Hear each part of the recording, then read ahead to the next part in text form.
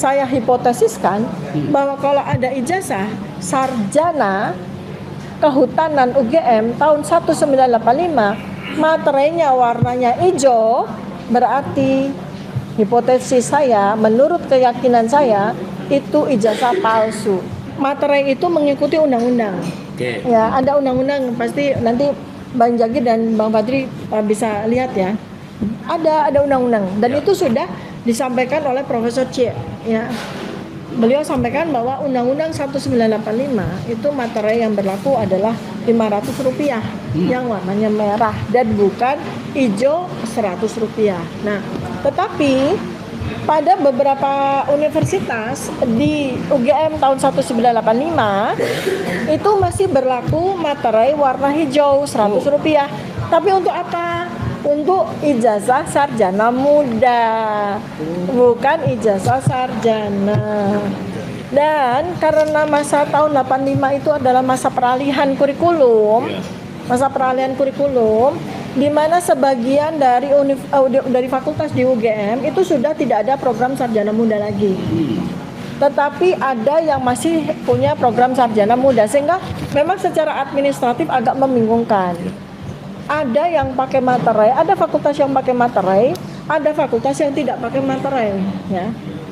Tetapi fakultas yang memakai materai, materinya baku gitu loh. Jadi ini kan banyak sekali diskusi debat yang ada di sosial media.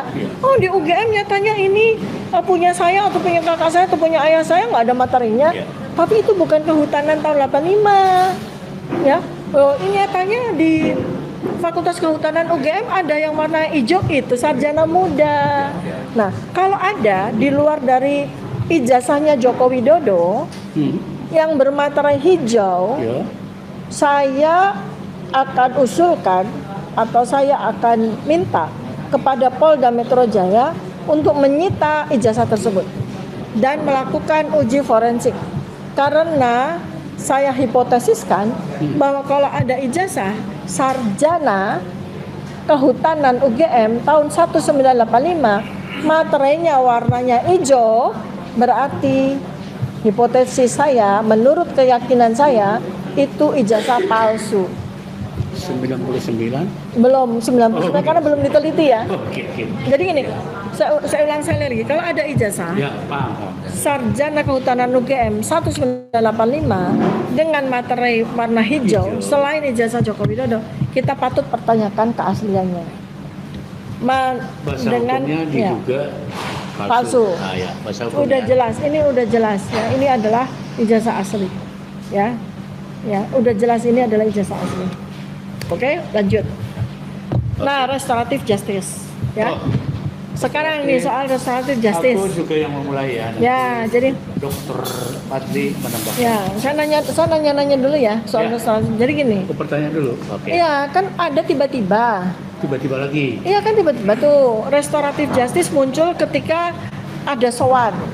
Jadi artinya restoratif justice yang baru saja terjadi ini bukan sebuah proses hukum, tapi sebuah proses silaturahmi. Dia bukanlah proses hukum, tapi produk silaturahmi.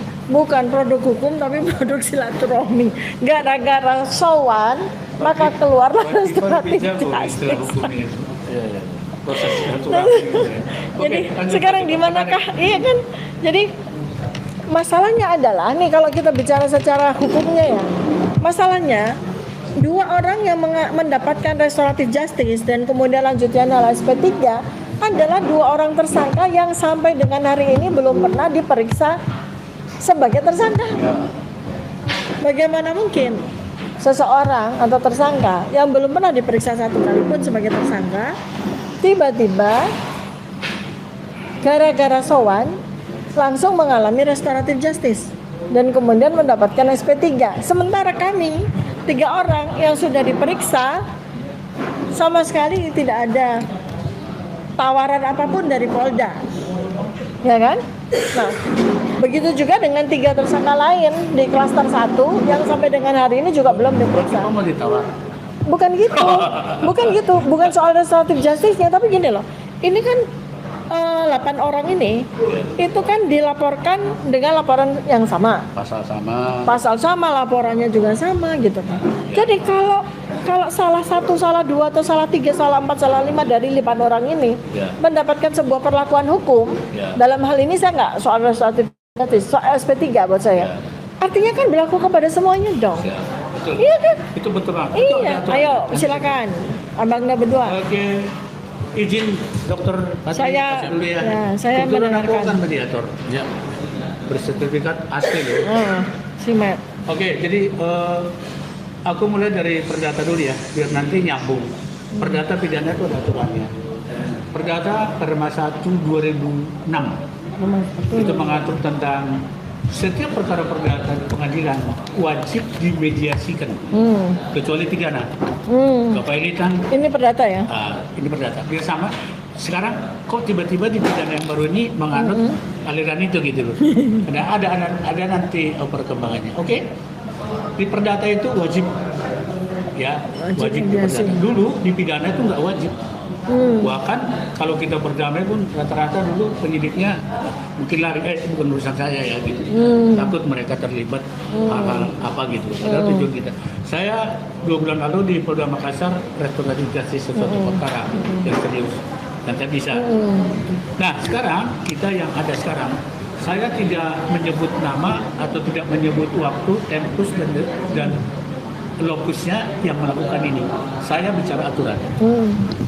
Nah, aturan yang baru seperti yang dikatakan oleh rekan Fadil tadi, sesuai dengan lahirnya KUHP dan KUHP baru, lantas Mahkamah Agung juga mengeluarkan surat edaran. Wah, mantap sekali. Tanggal 2 Januari 2026 dikeluarkanlah surat edaran Mahkamah Agung nomor 1, bayangkan. Nomornya nomor 1. Nomor 1 tahun 2026. Dari nomornya kan itu kan berarti belum ada surat edaran baru, surat edaran yang lain dari Mahkamah Agung. Itulah konsennya Mahkamah Agung mengadopsi, mengarahkan para penegak hukum, jaksa, pengadilan khususnya agar antisipasi terhadap KUHP yang baru dan KUHP yang baru. Nah, kita bicara surat edaran itu ada halaman 10 karena itu tidak berpasal, hanya berhalaman. Disebutkan begini, ada namanya mekanisme untuk restoratif justice. Ini surat edaran Mahkamah Agung, bukan surat edaran yang lain ya. Udah jelas itu mekanisme restoratif justice Ya, ya. ada namanya mekanisme restoratif justice di halaman 10. Restoratif justice itu memang KUHP yang baru dan KUHP yang baru itu mengadopsi banget. Jadi kalau saya pernah dulu bicara di Komisi 3, sekarang perdata dengan pidana hampir menganut yang sama tentang mediasi. Cuman apa yang menjadi masalah adalah di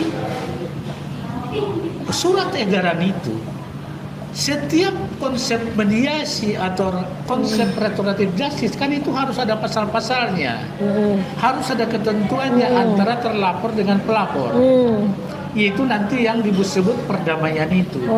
Dan itu harus diajukan dulu ke ketua pengadilan. Artinya syaratnya adalah harus ada pengadilan dulu. Ada disebut di situ, nggak boleh dilewatin. Jadi kalau damai-damai itu namanya damai pinggiran, tidak sesuai dengan surat edaran Mahkamah Agung. Artinya yang melakukan ini adalah hakim dong. Enggak. Karena peradilan. Para pihak membuat dulu konsep perdamaiannya, diajukan ke penyidik. Penyidik juga harus melihat benarnya layak nggak diperdamaikan ini. Jadi nggak boleh perdamaiannya yang jomblang atau tidak berimbang atau hanya asal-asalan gitu. Nah menurut penyidik diajukan ke ketua pengadilan negeri. Dalam 3 hari ketua pengadilan negeri harus memberikan izin atau tidak memberikan izin. Nah jadi yang sekarang ada di hadapan kita ini melalui itu lagi nggak. Jadi kembali ke topik yang pertama tadi, serba abu-abu. Jadi ini benar-benar yang ke Polda Metro Jaya ini menyalahi peraturan apapun dong. Wah, surat edaran Mahkamah Agung.